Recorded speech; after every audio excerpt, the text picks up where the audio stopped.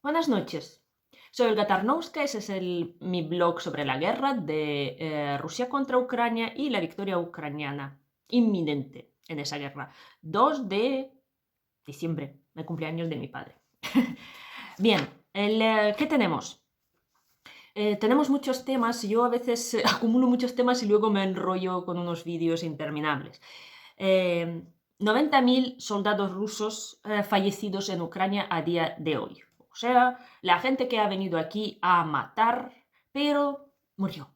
Y el mes de noviembre ha sido el mes récord de la, digamos, liquidación de soldados rusos en Ucrania con 17.000 personas. Por supuesto, ya os he dicho que toda esta gente está por ahí tirada, nadie cuida de esos cadáveres. En Bakhmut la gente, hasta hay vídeos, pero no se pueden enseñar por motivos de censura, que hay como montañas de cadáveres rusos y la gente se esconde entre los cadáveres cuando pues hay un ataque o algún tipo de maniobra, pues ahí entre cadáveres aparece gente viva. Entonces los ucranianos los llaman zombies, porque claro, de repente de los cadáveres aparece gente que se mueve. Entonces yo me imagino que debe de ser terrible. Es una lucha que por algún motivo Rusia no para, ¿no? Porque ahí, como sabemos, está la compañía privada militar Wagner, reforzada con los criminales reclutados, porque ya Wagner recluta a los criminales incluso en la África Central. De hecho, imaginaos como los extractos del ejército ruso, ¿no? Desde criminales hasta ejército profesional, ¿no? Pasando por los mercenarios y pasando por todo tipo de tropas, que tiene que ser una especie de minestrone, no sé cómo se llama esto en español, ¿no?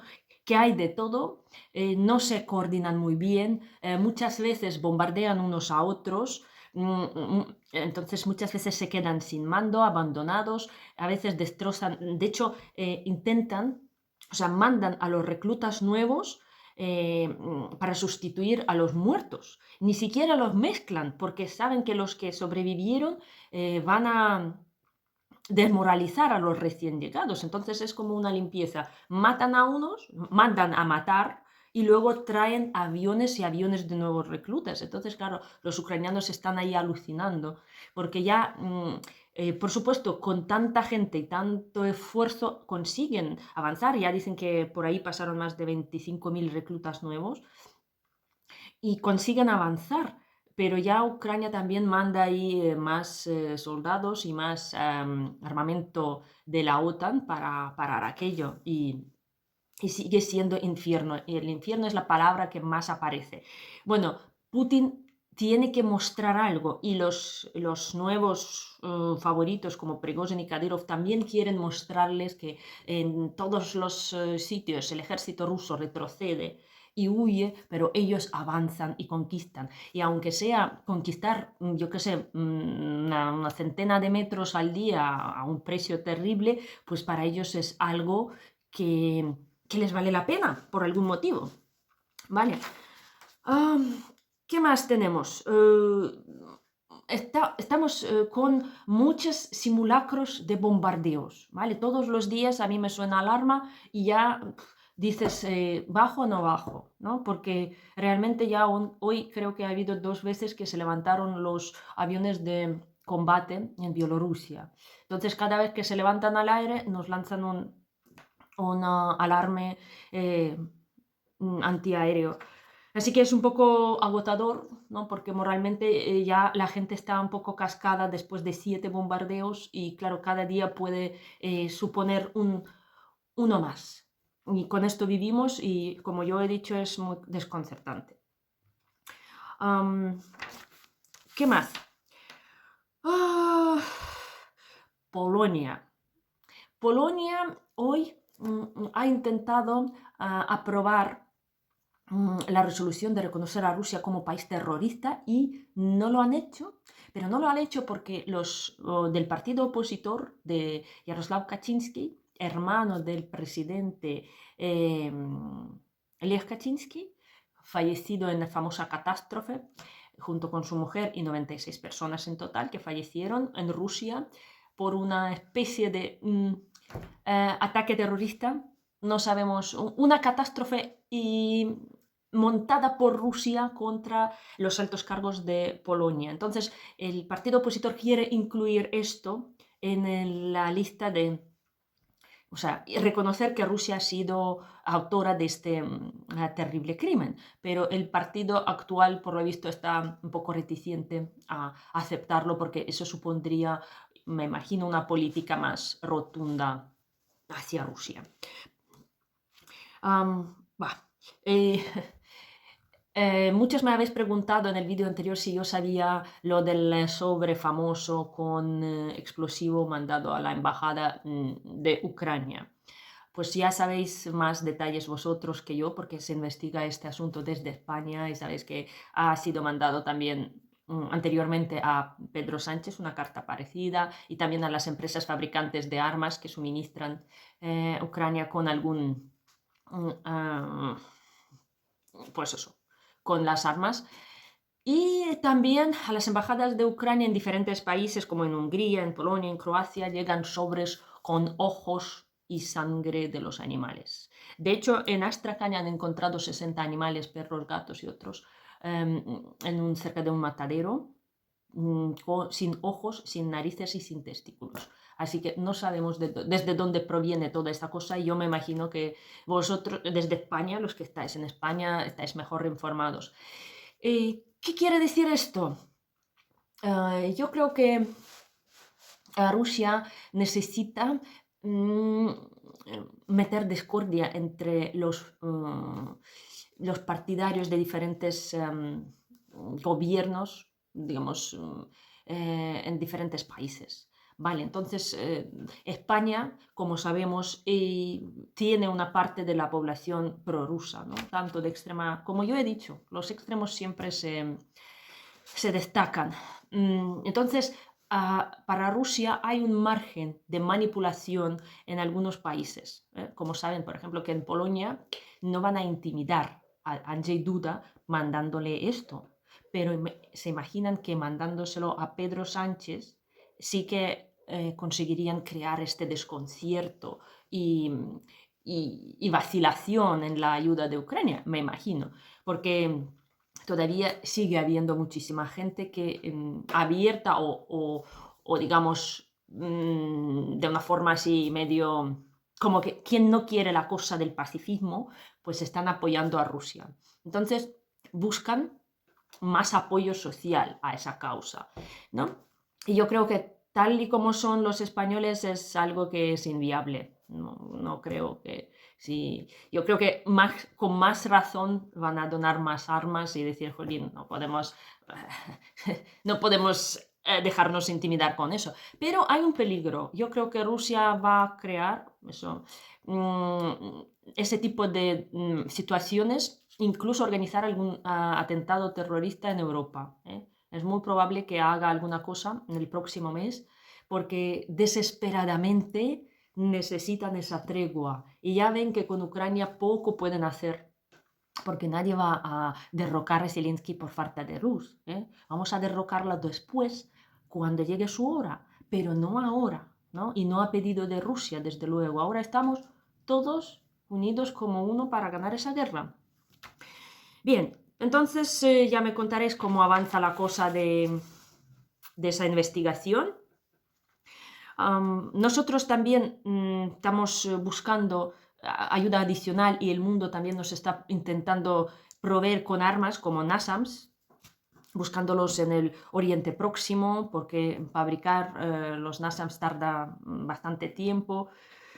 Y, por supuesto, tenemos apoyo político, muchos políticos se pronuncian a favor de la ayuda a Ucrania hasta cuando haga falta y eso nos da alivio por muchos motivos, ¿no? Y ahora voy al tema principal, al tema de la Iglesia ortodoxa del Patriarcado de Moscú en Ucrania. Es un tema que yo creo que yo debería dedicar un vídeo para explicar bien qué es lo que está pasando en Ucrania con esto.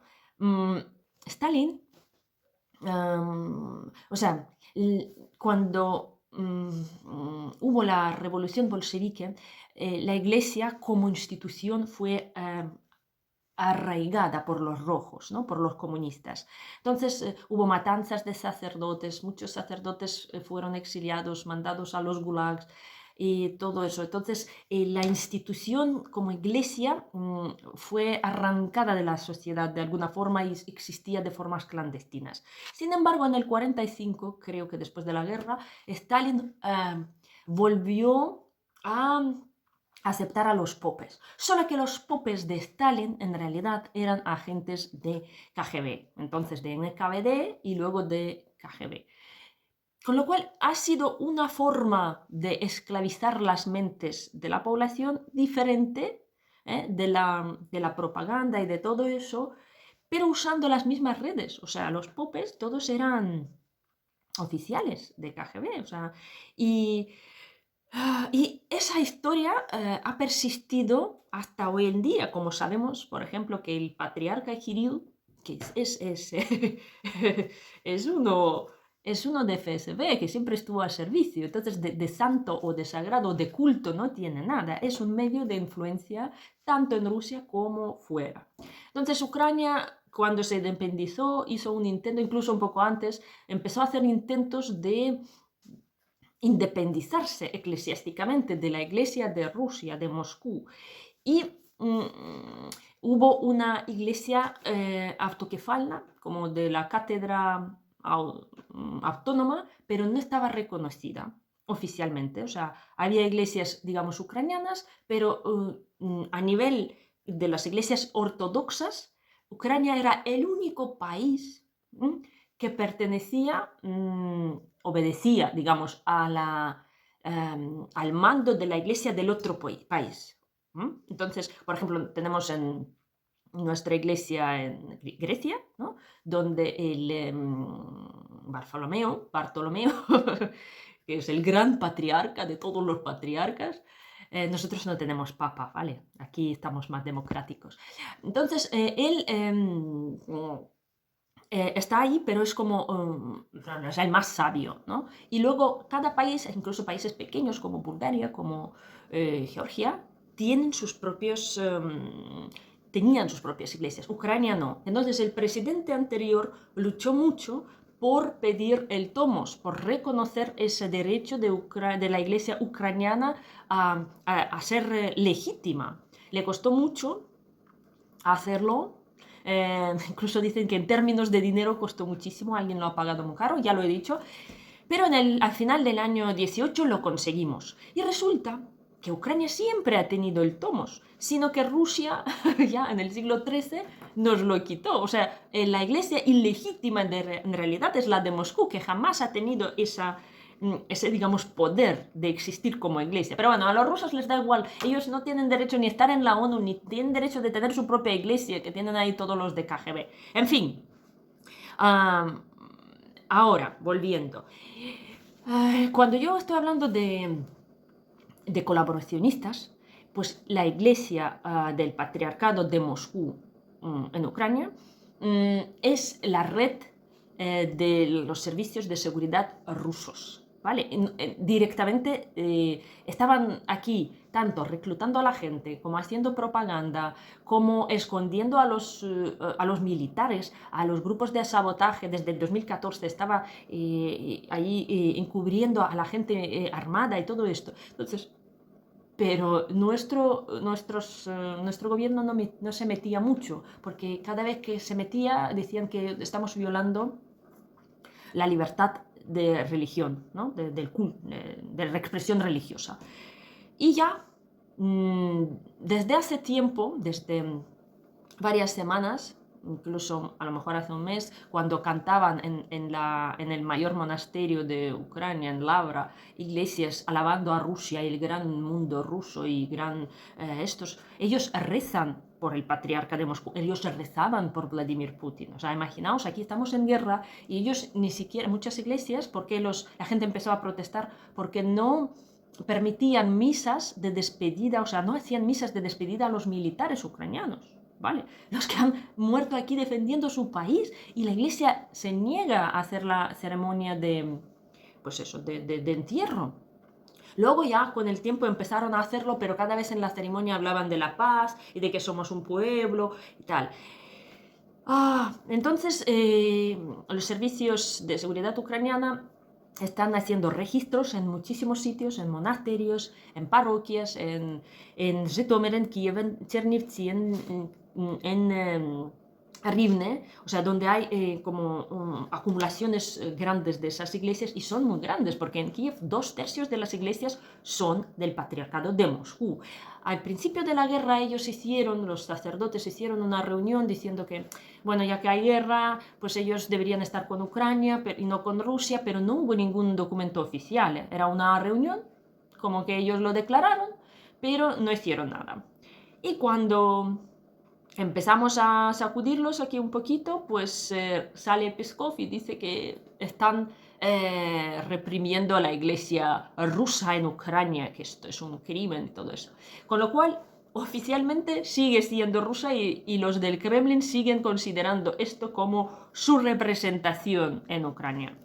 Bueno, ¿por qué entonces hoy finalmente se han impuesto sanciones contra 10 personas, entre ellos uno de los mayores oligarcas, quien fomentó esa iglesia, Novinsky, y, por ejemplo, al padre superior del monasterio Lavra,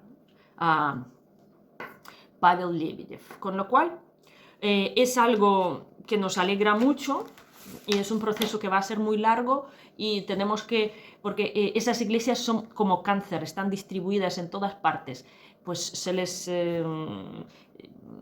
ahí hay de todo, en Labra hasta hay bordeles, ¿vale? Eso lo sabíamos desde hace muchísimos años, hay incluso libros escritos, hay testimonios de bordeles homosexuales, o sea, los padres, entre comillas, que son oficiales, se montaban ahí unas orgías. Y de hecho, en Chernivtsi han llegado a registrar al arzobispo, y en la cama del arzobispo encontraron a un chico de 17 años desnudo, un corista de la parroquia. Esto es una cosa que está un poco fuera de lo normal, y simplemente os digo que hemos tenido aquí a colaboracionistas que bendecían, por ejemplo, a la administración colaboracionista en Gerson, que